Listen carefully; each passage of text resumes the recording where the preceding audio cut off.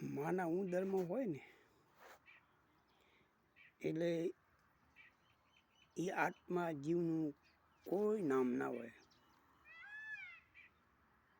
એ તો જ્યારે જન્મ થાય એનો પછી જ નામ પાડવામાં આવે છે ને. શક્તિશાળી વસ્તુ પછી બધી વસ્તુ એને મળે. પછી એનું નામ પાડે, પછી એને માયા વળગાડે, માયામાં બરાબરનો ભયડે.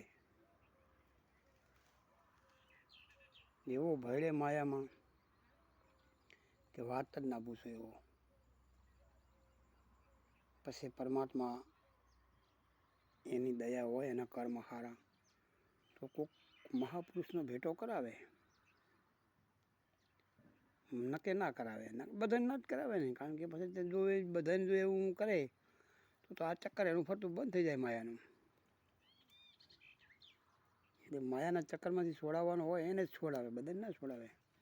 આ અમુક ડાપણ કરતા હોય છે, આવો આ બધા ભજન ગુરુ કરે. અલા ગુરુ ના કરાવે એમાં, કારણ કે એના નસીબમાં ના હોય. શું કહો માયા પડી ગયા હોય તમે? નસીબમાં ઓટોમેટિક તો આવે, એને બોલાવો ના પડે.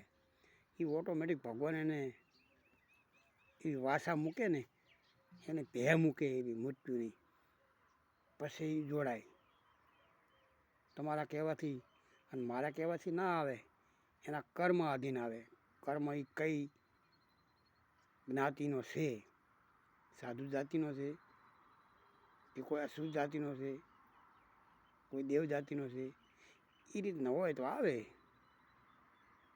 અને એને બધું પ્રાપ્ત થાય